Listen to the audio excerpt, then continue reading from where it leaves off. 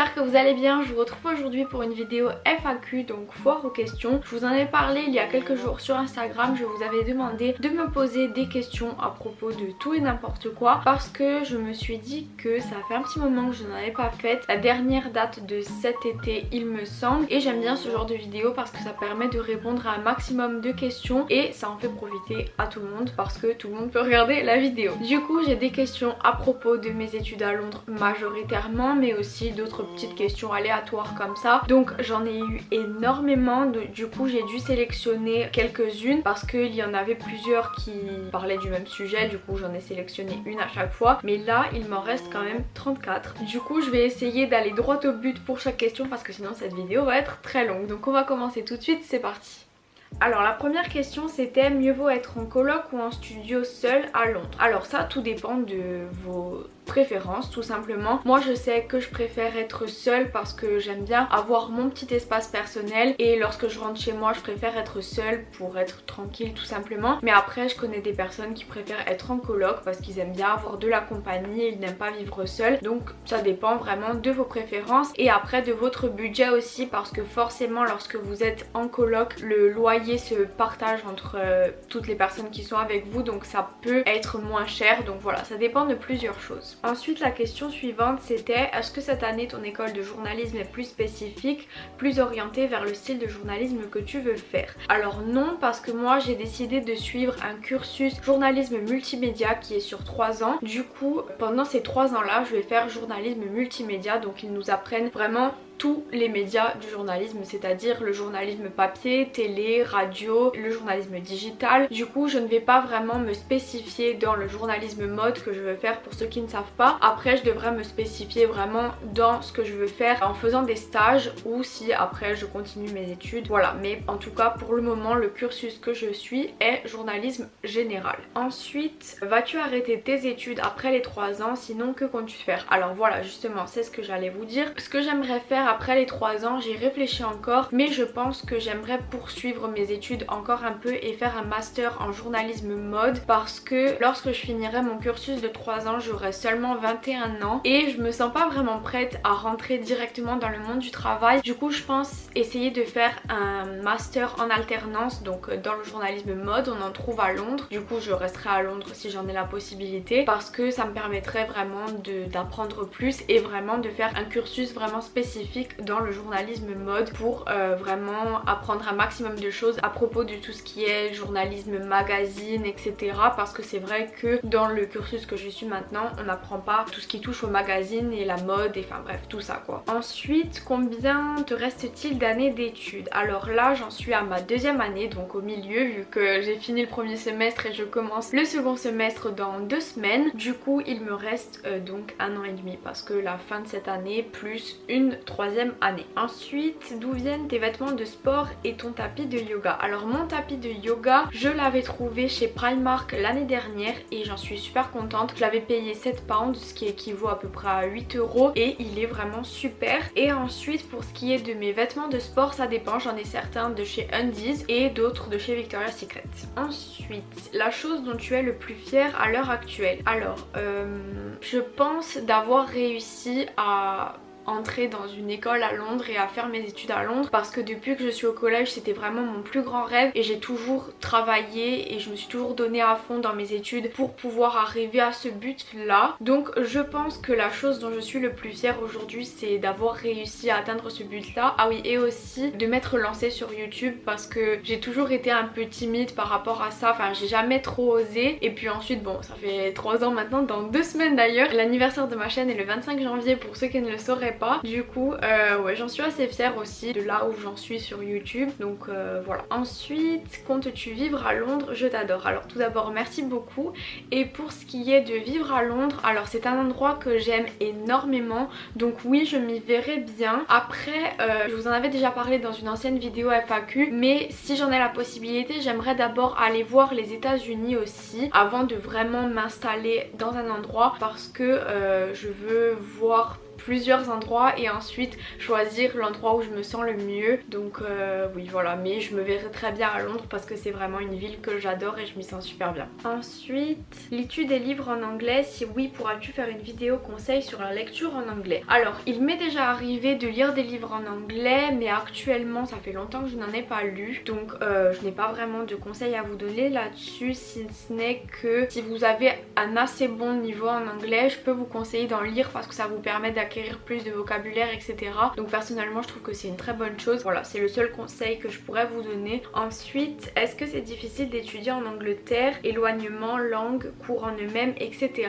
Alors déjà, la chose que je peux vous dire avant de vous lancer dans tout ça, c'est qu'il faut savoir que pour étudier dans une université vraiment anglaise, il faut avoir un assez bon niveau pour avoir la possibilité de suivre les cours avec une certaine facilité. De toute façon, ils vous font passer un test. Moi j'avais passé l'IELTS qui certifie que vous avez un assez bon niveau pour pouvoir étudier dans une université anglaise. Donc pour moi, les cours en eux-mêmes, pour ce qui est de la langue, ça n'a pas été trop compliqué. Je me suis adaptée très vite parce que je m'en sortais déjà très bien. Du coup pour ça franchement ça s'est super bien passé. Et ensuite pour ce qui est de l'éloignement, donc je suppose l'éloignement par rapport à ma famille, tout ça, ça s'est super bien passé aussi parce que je me sens très bien dans mon université, j'ai une bonne classe, je me suis fait des amis avec qui je m'entends bien, donc j'ai pas trop ressenti, enfin toujours de maintenant je ressens pas vraiment le manque. J'appelle mes parents très souvent en FaceTime, donc franchement sur ce point là ça va très bien.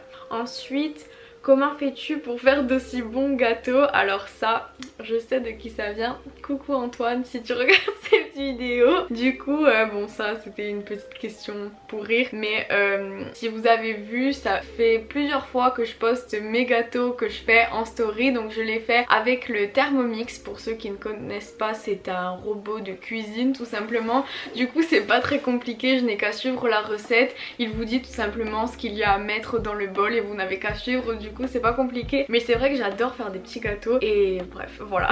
Ensuite, tes études te plaisent-elles toujours autant? Alors oui, j'adore ce que je fais, j'adore l'approche qu'ils ont dans mon cursus parce qu'on est très sur le pratique plus que le théorique. Alors bien sûr on a des cours théoriques où ils nous expliquent plein de choses à propos du journalisme, enfin tous les trucs qu'il y a à savoir, mais après c'est vrai qu'on a énormément de cours pratiques. Donc par exemple tous les vendredis on a notre émission en direct diffusée sur la chaîne YouTube de ma classe. Je vous mettrai le lien dans la barre d'infos d'ailleurs de la chaîne YouTube si ça vous intéresse. Ensuite tous les jeudis on a notre comment ça s'appelle, notre émission radio. Après qu'est-ce qu'on fait aussi, oui ensuite ils nous envoient pendant la semaine faire des mini reportages parce qu'on a besoin de contenu pour justement l'émission en direct qu'on fait tous les vendredis. Enfin il y a plein de trucs comme ça que j'adore parce qu'on a vraiment l'impression d'être dans la peau de vrais journalistes. Donc voilà. Ensuite, vas-tu nous faire des vidéos en anglais? Alors j'ai énormément de questions à ce sujet là et je pense que ça pourrait intéresser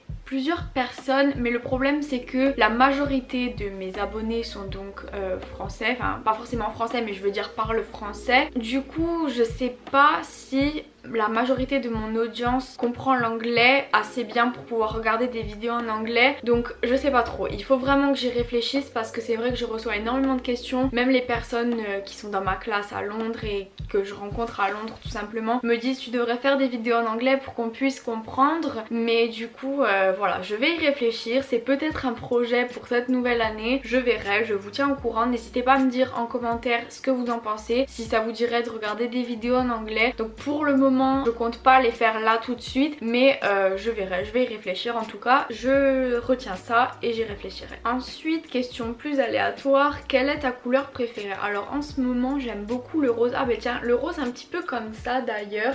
Donc vous voyez c'est un rose un petit peu... Bon bref, je sais pas comment expliquer, mais le vieux rose je dirais, qui est un peu comme ça aussi. J'en ai un peu partout dans ma chambre, donc voilà, je dirais que c'est ça ma couleur préférée. Ensuite, tu viens du sud ou du nord de la Corse? Alors moi je suis de Haute-Corse, j'habite à Borgo, c'est pas loin de Bastia pour ceux qui connaissent, donc voilà. Ensuite, tu as des origines corse ou tu as déménagé en Corse? Alors non, je suis de Corse, donc mes parents sont tous les deux de Corse, ma famille aussi. J'ai toujours vécu ici, mes mes grands-parents, mes parents, tout le monde de ma famille aussi, donc voilà. Ensuite, quel conseil pour réussir ses études? Alors pour réussir ses études, je dirais qu'il faut être motivé, aimer ce qu'on fait et voilà, enfin c'est comme ça que ça marche pour moi en tout cas. Vu que j'aime ce que je fais, ça me motive à toujours essayer de faire mieux et me donner à fond tout simplement dans ce que je fais. Donc je dirais que pour moi un conseil pour réussir ses études c'est ça. Et puis ensuite je dirais aussi fournir du travail régulier et voilà. Tu as commencé à réviser ton bac quel mois? Ça date un petit peu, c'était il y a 2 ans maintenant. Du coup j'avais commencé à réviser. Alors déjà pendant chaque vacances je faisais des petites fiches pour m'avancer un petit peu. Et après j'avais commencé à réviser vraiment tous les jours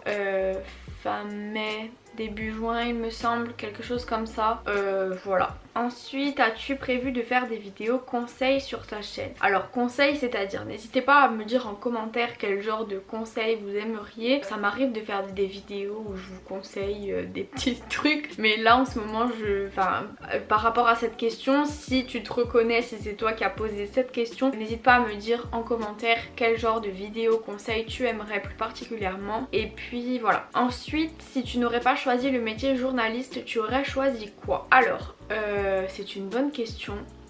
Le truc c'est que j'ai vraiment ce métier en tête depuis la 4e, donc ça fait très longtemps. Avant ça, quand j'étais plus petite, je voulais faire vétérinaire, un peu comme tout le monde parce que j'adore les animaux et ça m'a toujours beaucoup attirée. Mon grand-père a toujours eu beaucoup de chiens et du coup j'adorais l'aider à m'en occuper, etc. Donc j'ai toujours été attirée par le métier de vétérinaire, mais après malheureusement je n'ai pas un assez bon niveau en maths, SVT, sciences, etc.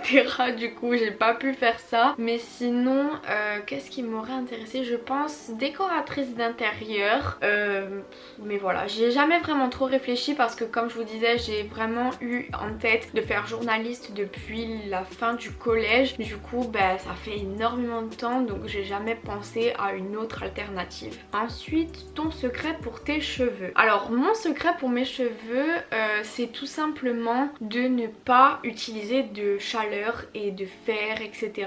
Pour avoir de belles boucles, il ne faut surtout pas utiliser de chaleur. Donc je n'utilise pas de sèche-cheveux. Je me fais très rarement les plaques. Et du coup c'est ça qui font que les boucles sont bien définies, parce que lorsque déjà vous les séchez avec un sèche-cheveux, ça les brûle tout simplement. Et du coup moi je les laisse sécher à l'air libre. Donc c'est une grande organisation pour pouvoir faire ça, parce que du coup je peux jamais me laver les cheveux le matin à la dernière minute. Je dois toujours prévoir de les laver la veille pour qu'ils aient le temps de sécher. Enfin bref, c'est toute une organisation, mais au moins je suis sûre que mes cheveux ne sont pas endommagés. Et comme je vous disais dans ma vidéo mes résolutions pour 2020, c'est d'utiliser de meilleurs produits pour mes cheveux qui sont plus naturels, etc. Enfin bref, voilà, du coup j'ai pas vraiment trop de secrets pour mes cheveux, juste de faire attention à ce que vous utilisez comme produit et de pas utiliser de fer à lisser, etc. parce que ça les abîme énormément. Ensuite, est-ce que tu t'es fait de vrais bons amis à Londres? Alors oui, parce que comme j'ai une petite classe, donc j'ai la chance d'avoir une classe où on n'est que 23, il est assez facile de se faire des amis parce que tout simplement on se connaît tous. C'est pas comme quand vous êtes dans un amphithéâtre et que vous voyez juste les gens comme ça. Là on se connaît tous, on s'est tous déjà parlé, donc c'est plus facile de trouver des amis. Après je me suis aussi fait des amis en dehors de ma classe et du coup oui voilà, c'est pour ça que je vous disais précédemment dans la vidéo que je me sens très bien là-bas et que je me suis très vite adaptée parce que j'ai un bon entourage et du coup ça fait que je me sens très bien. Ensuite, ta série favorite. Alors ma série favorite du moment c'est You, parce que je viens de finir la saison 2, elle était d'ailleurs géniale. J'avais regardé la saison 1 l'année dernière et j'attendais impatiemment la suite. D'ailleurs j'ai prévu de vous refaire une vidéo mes séries favorites du moment. Je ne sais pas si je la ferai maintenant ou dans quelques temps, n'hésitez pas à me dire en commentaire si vous voulez la voir tout de suite, mais je regarde tellement de séries dans l'année que j'en ai toujours énormément à vous présenter, donc voilà, j'ai prévu de la faire prochainement. Ensuite, comment se passent les partiels en Angleterre? Alors c'est très différent des partiels en France, enfin en tout cas pour mon cursus. Après je sais pas si, enfin oui il doit y en avoir des partiels à proprement parler comme en France où vous allez dans un amphithéâtre et que vous avez votre feuille et vous composez, bref etc. Mais en tout cas pour mon cursus c'est très différent parce qu'on n'a pas d'examen écrit, on a seulement des projets à rendre. Donc par exemple début décembre j'avais plusieurs projets à rendre, dont un reportage sur un sujet. Donc moi j'avais fait un reportage sur un marché de Noël. Après on avait une pièce critique sur une émission, donc une des émissions qu'on a faites dans le semestre. Il fallait dire les choses qu'on a aimé faire, donc notre rôle dans l'émission, ce qu'on pourrait améliorer, ce qu'on a trouvé bien, ce qu'on a trouvé pas bien, tout ça en 1000 mots. Ensuite il fallait écrire un article de news en 500 mots. Après qu'est-ce qu'il y avait aussi? Il y avait un morceau d'émission radio, je dirais, qu'il fallait créer. Donc moi par exemple j'ai fait une interview avec une personne, et ensuite le dernier projet que j'ai eu à rendre c'était le 6 janvier, c'était une dissertation, enfin en anglais ça s'appelle un essai, mais ça se rapproche d'une dissertation je dirais. Donc un essai à propos d'une problématique, donc on avait plusieurs problématiques en fait à propos de différents thèmes dans le futur du journalisme, parce que pendant tout le semestre on avait un module où on étudiait plusieurs trucs à propos du futur du journalisme.